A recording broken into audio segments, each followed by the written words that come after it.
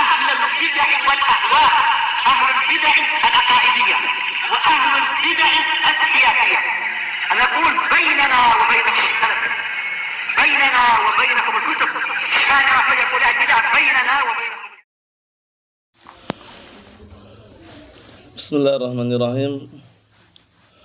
Alhamdulillahilladzi arsala rasulahu bil huda wa dinil haq liyudhhirahu 'ala ad-dini kullihi wa kafa billahi shahida. Asyhadu an la ilaha illallah wahdahu la syarikalah iqraran bihi wa tauhida. Wa asyhadu anna Muhammadan 'abduhu wa rasuluh sallallahu alaihi wa ala alihi wa sallama tasliman mazidan la nabiyya ba'dah. Ikhwani fid din wa akhwati fillah, a'azzani wa a'azzakumullahu jami'an wa barakallahu fikum. Kita lanjutkan bacaan berikutnya terhadap kitab Tanhiyatun ala ahkamin takhtassu bil mu'minat,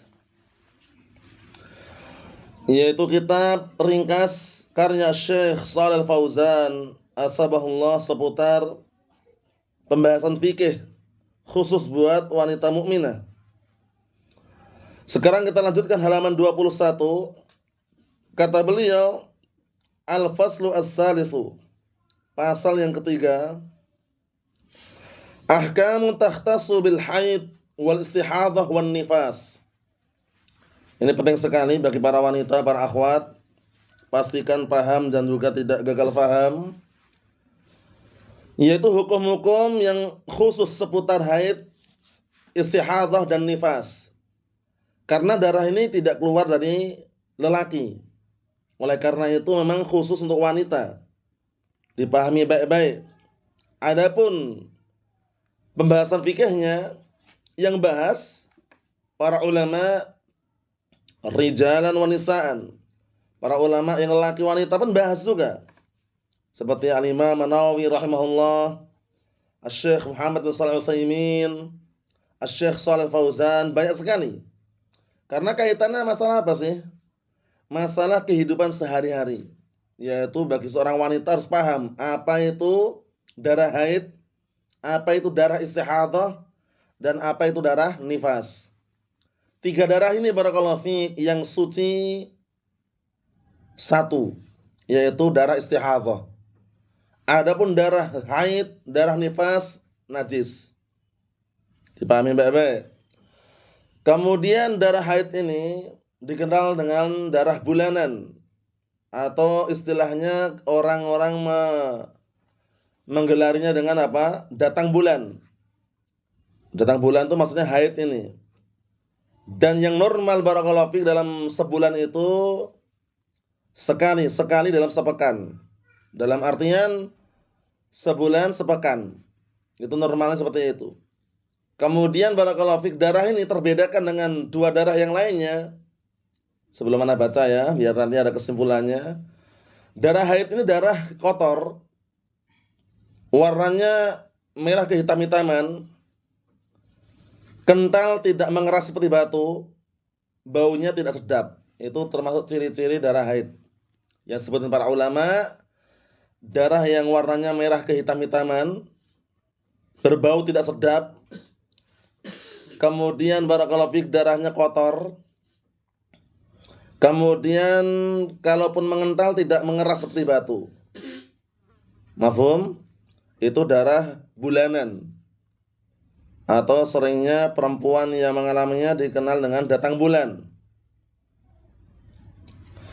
Adapun istihadhah, istihadhah ini darahnya darah segar. Warna merahnya merah keumuman darah yang lainnya. Seperti warna merah darah luka. Ya, kalau kena pisau kan darah luka kan, paham ya? Nah, seperti itu. Dan untuk masalah baunya amis seperti darah-darah biasa.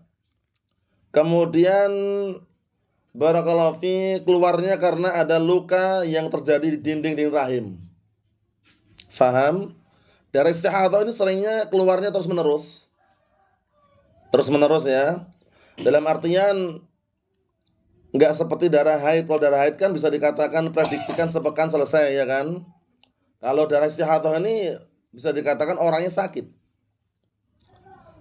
Karena ada luka pada dinding rahim tadi itu, kemudian keluarlah darah istihadhah ini. Darahnya darah segar, warnanya merah seperti darah-darah biasa umumnya itu.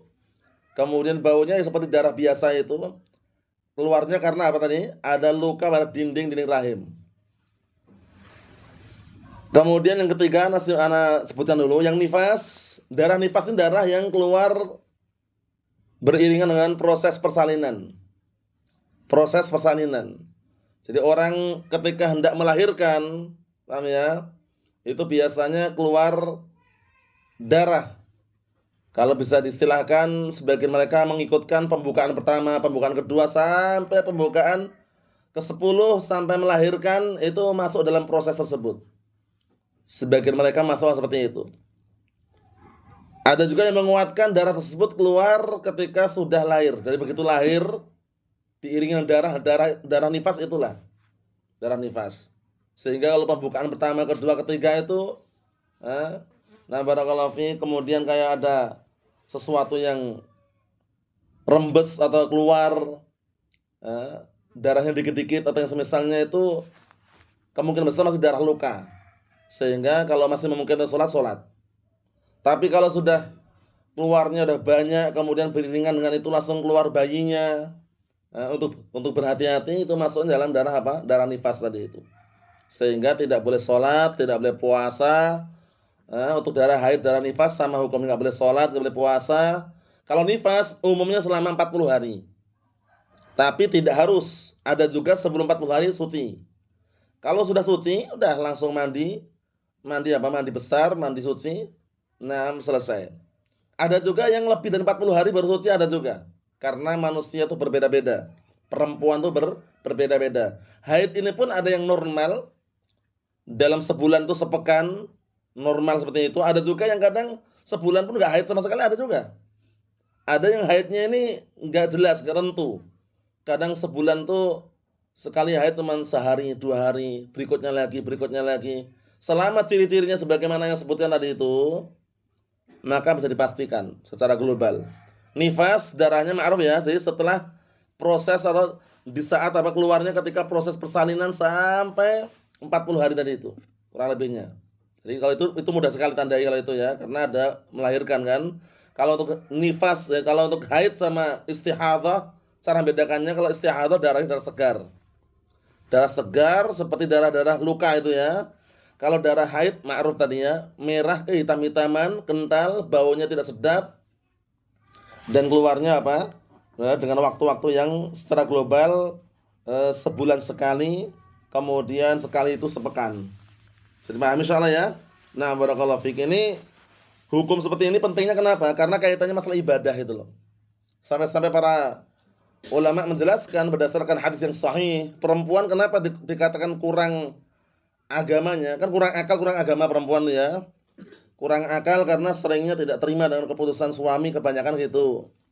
Kemudian kurang agama karena apa? Banyak liburnya. Ya kan? Banyak liburnya, dia nggak sholat, dia nggak puasa. Kapan tuh? Di saat haid dan nifas diantaranya. Paham? Dan ini sesuatu yang secara global seorang wanita nggak bisa mengelak. Karena ini adalah syai'un aradahullah, sesuatu yang Allah Ta'ala kehendaki kepada banat Adam, anak perempuan Bani Adam. Paham? Termasuk tanda dewasanya seorang wanita haid ini.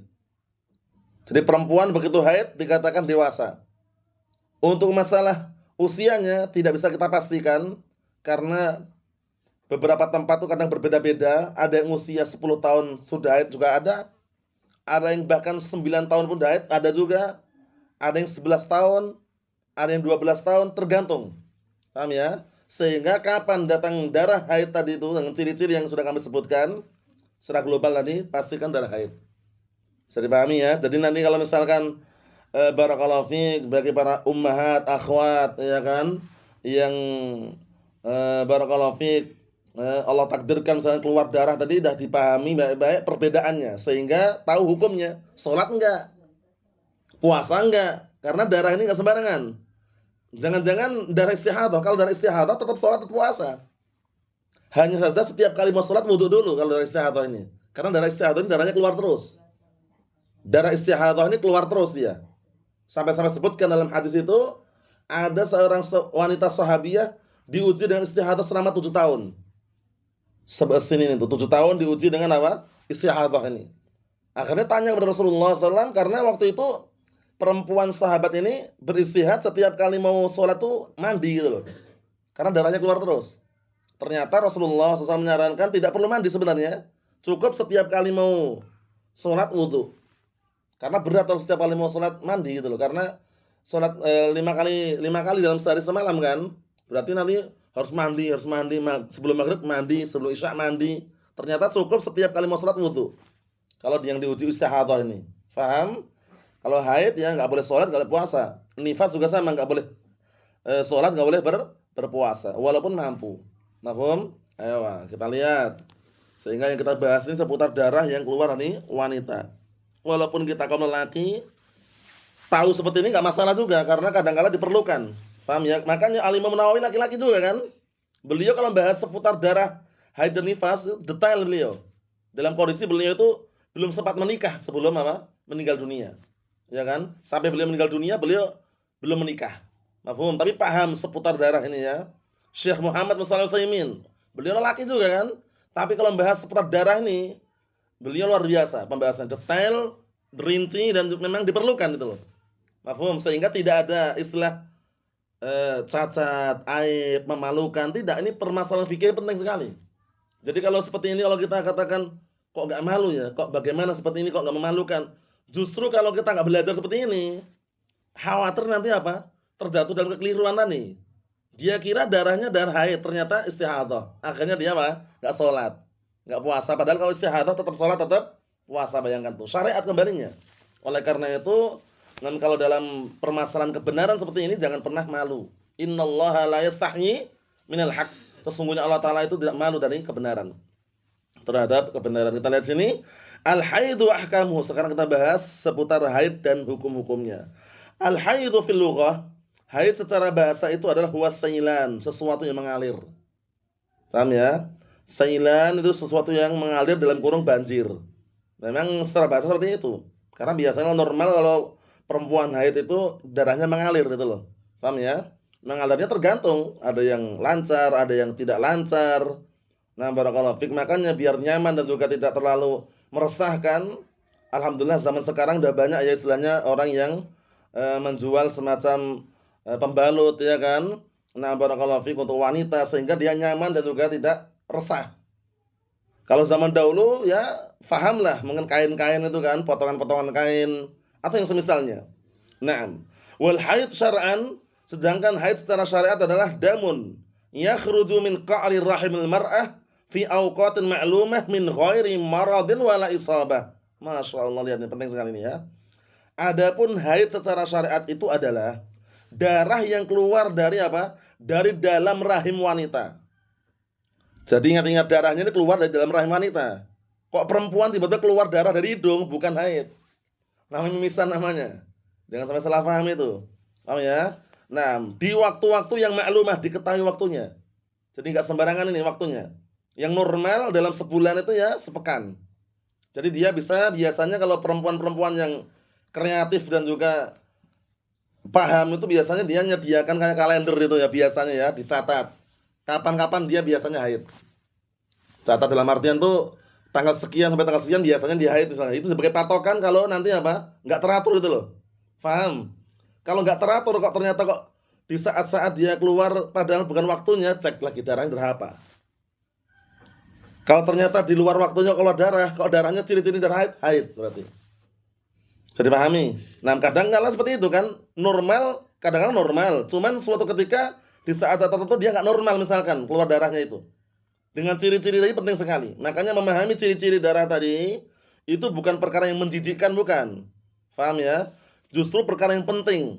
Wah, anak jijik memahami masalah darah itu. Jangan seperti itu karena ini ilmu. Ilmu itu kalau nggak dipelajari, nggak dipahami ya nanti bingung sendiri. Iya kan? Ini darah apa ya? Seperti darah apa? Nah, kalau paham ciri-cirinya, selesai sudah. Nah, barakallahu fi, kita lihat sini. Darah yang keluar dari apa? Dari dalam rahim wanita di waktu-waktu tertentu yang sudah diketahui tanpa marad, tanpa rasa sakit. Jadi dia tanpa sakit demam, tanpa sakit apa-apa, memang keluar darah bulanan tadi memang. Biasanya kalau perempuan haid yang normal itu kan dia nggak sakit. Dalam artian dia memang sehat, kemudian memang datang waktunya untuk keluar darah haid itu loh.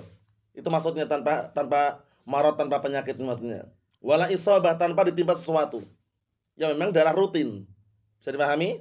Darah rutin, darah bulanan yang keluar tanpa dia ada unsur penyakit yang lainnya dan tanpa ditimpa sesuatu.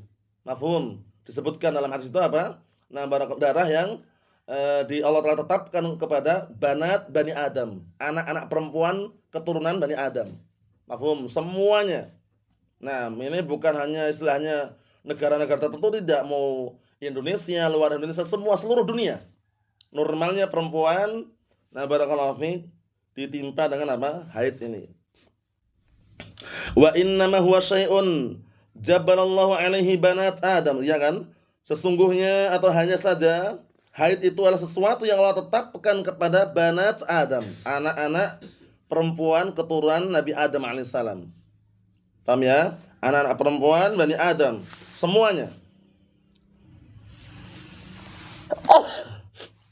Alhamdulillah. Yahdikumullah subhanahu. Khalaqahullahu fir rahim li taghriyatil walad fir rahim. Masyaallah, lihat ini. Ternyata ada pentingnya perempuan ketika haid. Kita lihat sini, yang Allah telah ciptakan di rahim wanita itu li taghriyatil walad, untuk memberikan makanan pokok anak fir rahim, di dalam rahim. Waktul hamil, ketika dia hamil. Antum perhatikan baik-baik, perempuan ketika hamil haid enggak? Tidak. Karena darah haid itu berubah menjadi makanan pokok bayi dalam rahim tadi. Begitu melahirkan, itu enggak langsung haid juga. Larinya ke air susu. Paham ya? Nah, larinya ke air susu sampai kurang lebih 2 tahun atau kurang dari itu, barakallahu fik, mulailah di awal permulaan, di hari pertama, di kedua air susu lancar, ya kan? Kemudian mulai berkurang sampai normal, jadi darah haid lagi. Bisa dipahami? Itu ternyata apa? Rangkaian yang Allah telah ciptakan kepada wanita seperti itu. Jadi darah haid itu ternyata ada fungsinya. Ada hikmah di balik itu semuanya. Kita lihat ini. Li taghdiyatil walad fir rahim waqtal haml. Untuk memberikan makanan pokok anak di dalam rahim ketika apa? Hamil. Jadi enggak pernah dijumpai perempuan hamil kok haid, enggak ada. Seringnya telat, haidnya kok telat ya. Kok telat datang bulannya ya? Ternyata dicek, diteliti, diperiksakan hamil. Paham? Larinya kemana? Sebagai makanan pokok anak tadi itu. Summa yatahawwal labanan ba'da wiladatihi, ya kan? Kemudian darah haid tadi berubah menjadi susu. Berubah menjadi air susu ketika apa? Setelah persalinan atau melahirkan. Semuanya ternyata ada prosesnya itu. Paham? Makanya kalau orang perempuan begitu melahirkan biasanya air susunya banyak. Karena apa? Karena darah haid tadi itu berubah menjadi air susu. Kemudian dipakai untuk menyusui anaknya, sehari 2 hari, mulailah nanti lama-lama berkurang, akhirnya haidnya normal lagi. Bisa dipahami ya nih? Kalau kita cerna dengan akal logika masuk juga memang. Iya kan? Nah, jadi kalau ada perempuan hamil kok haid, itu bisa dikatakan enggak ada, bahkan kalaupun ada jarang sekali. Kalaupun ada loh ya. Nah, tapi seringnya memang enggak ada. Seringnya kalau yang namanya hamil itu enggak haid lagi. Sampai nanti. Kita lihat sini.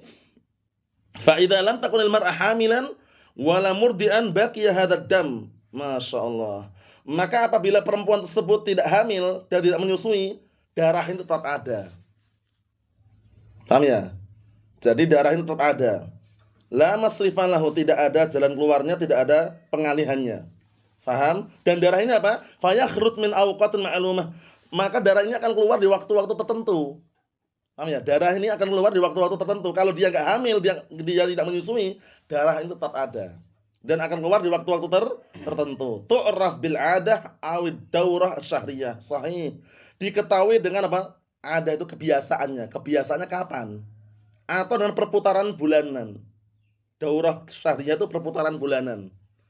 Paham ya? Dalam sebulan itu biasanya akhir bulan, pertengahan bulan, atau awal bulan itu. Makanya pentingnya kalender. Kalau perempuan-perempuan tuh biasanya akhwat-akhwat itu yang masih aktif, produktif, ya kan? Yang masih haid itu biasanya dia menyediakan tanggalan. Kalender itu fungsinya apa? Dia biar tahu kapan-kapan rutinnya datang rutinitas saat itu. Faham? Nah, makanya penting sekali ini, ternyata hikmah di balik darah haid tadi itu ternyata apa? Bukan sekedar darah saja gitu loh.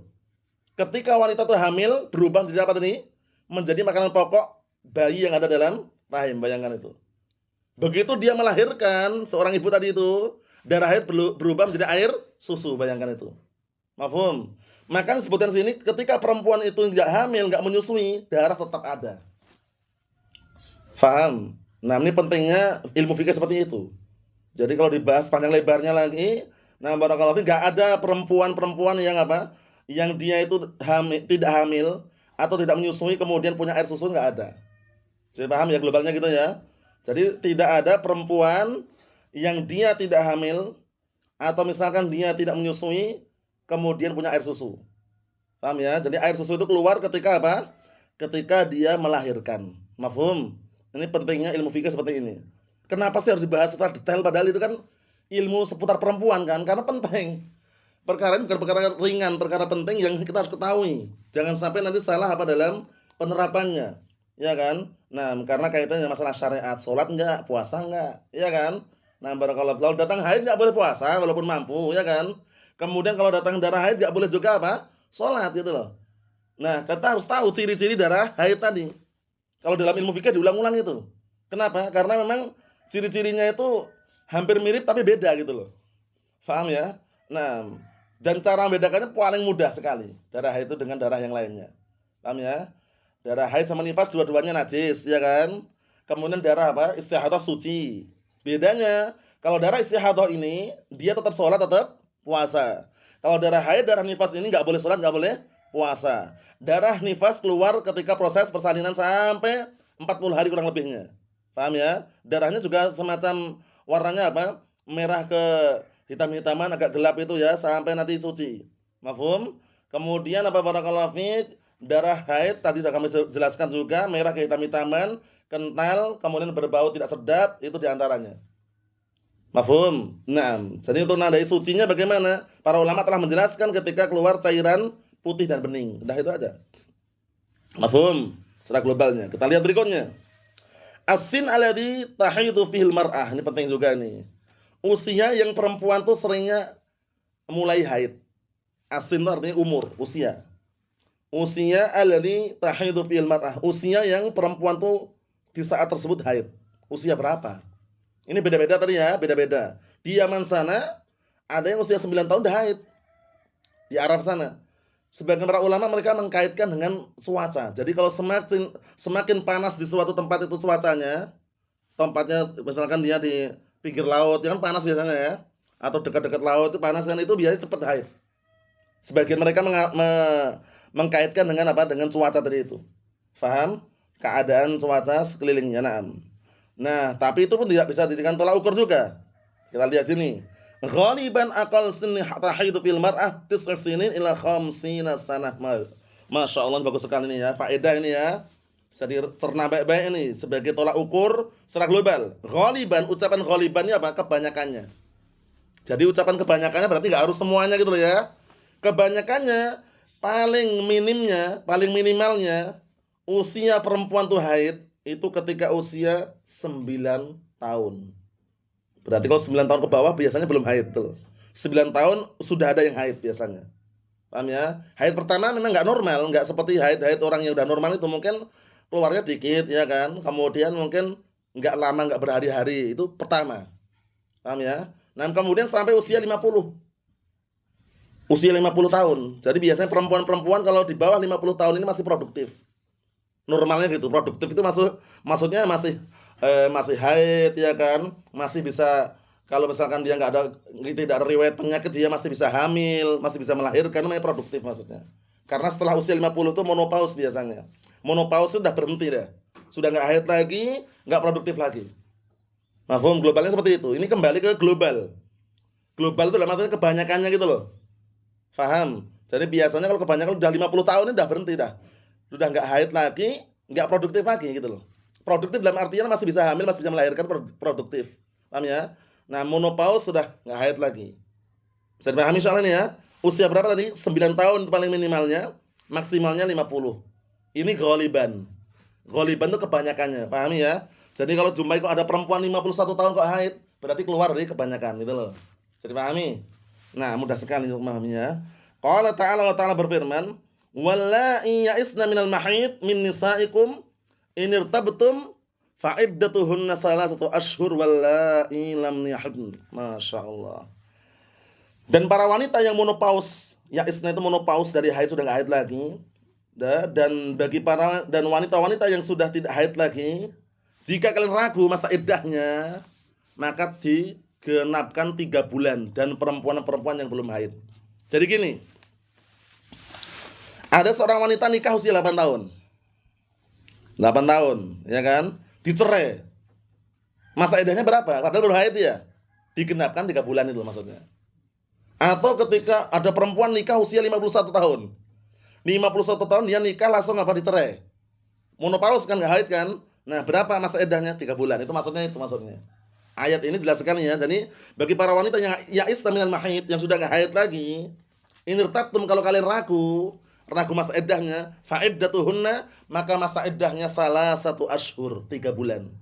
Wallahi lam yahid, dan juga para wanita yang belum haid atau tidak haid. Bisa dipahami? Ini untuk mengkiaskan biar enggak bingung. Kalau yang haid kan nanti ada sendiri, ya kan? 3 kali, nah barakallahu fiik, 6 haid. Karena apa posisinya perceraian yang disyariatkan itu bukan dalam kondisi dia haid, tapi dalam kondisi suci. Itu pendapat yang kuat ya. Jadi kalau mau menceraikan secara syariat itu nunggu dia suci dulu. Fungsinya kenapa sih kok nunggu suci dulu? Pastikan dia hamil atau tidak gitu loh.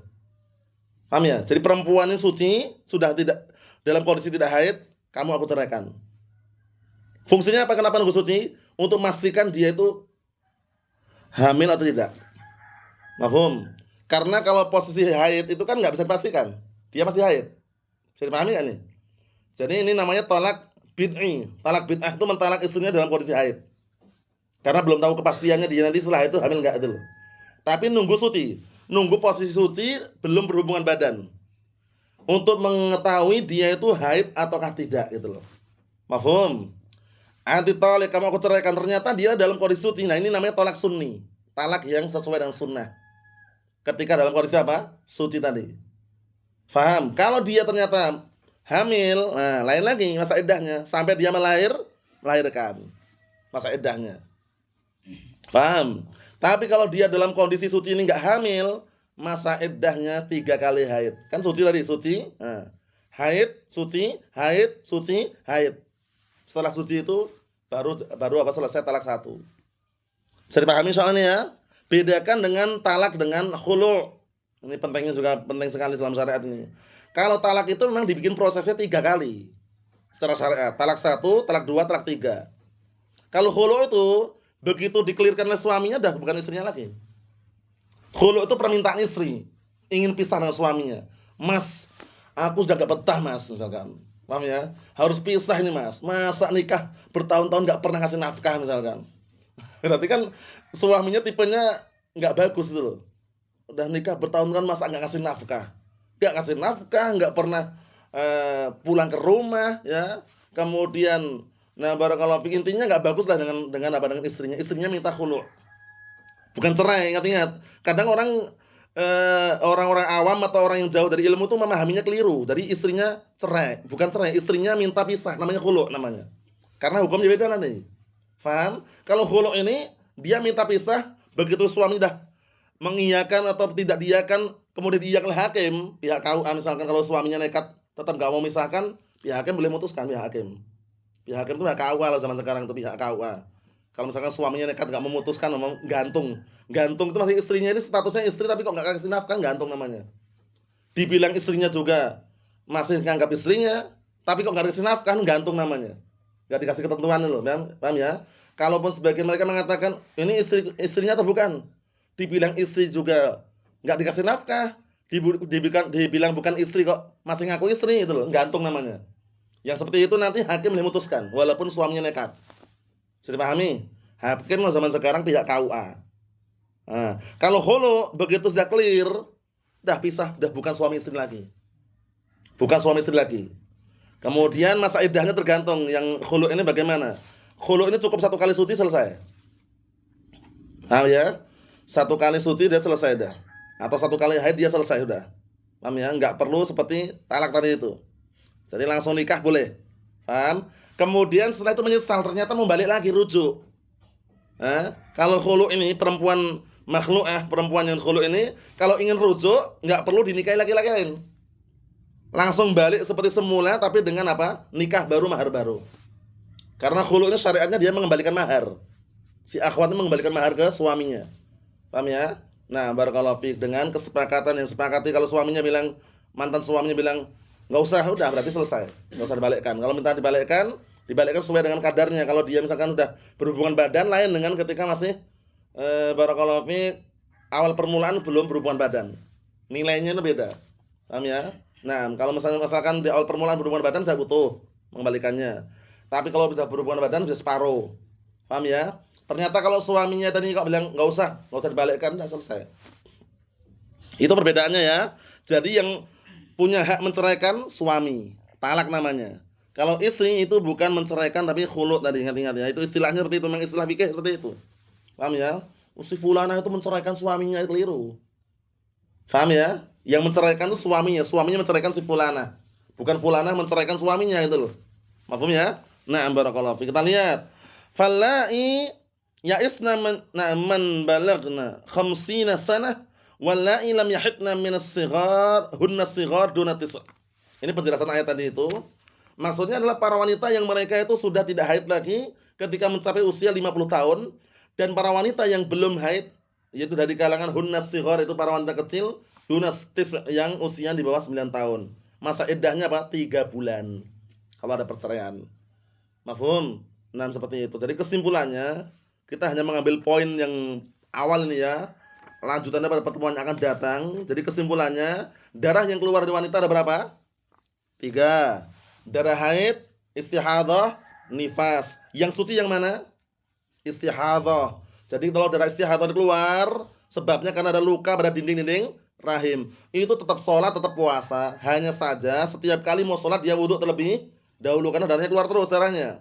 Biar nyaman dan tidak meresahkan diri wanita tersebut memakai pembalut yang semisalnya. Mafhum? Kemudian kalau darah haid sama darah nifas, walaupun dia mampu, badannya sehat, tetap nggak boleh sholat, nggak boleh puasa. Nekat, haram, berdosa. Mana mampu Ustaz, walaupun haid, walaupun nifas mau sholat, malah berdosa dia. Karena melanggar syariat itu loh. Bisa dipahami ya? Nah, kemudian darah haid, ciri-cirinya ingat-ingat, darahnya adalah merah kehitam-hitaman, kental, berbau tidak sedap. Keluarnya normalnya sebulan itu sepekan. Dikenal dengan darah bulanan, perputaran bulanan. Mafhum? Kemudian barakallahu fiik dikenal juga dengan datang bulan. Kemudian kalau darah nifas, darah yang keluar pada proses persalinan sampai 40 hari. Itu normalnya. Mafhum? Kemudian barakallahu fiik, nifas sama haid ini dua-duanya najis. Mafhum? Sehingga jangan sampai bercucuran darahnya, afan ya, atau berceceran darahnya. Orangnya suci.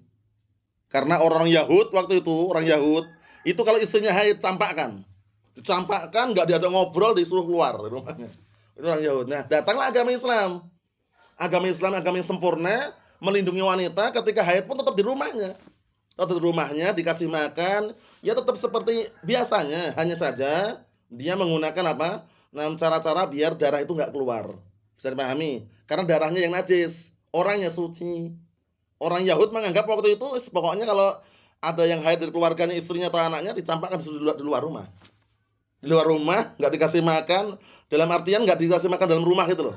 Di luar gitu, campakkan. Nah, kalau agama Islam kan ternyata apa? Melindungi apa? Perkara-perkara tersebut. Mafhum? Hanya saja bedanya kalau darah istihadah ini masih boleh berhubungan badan.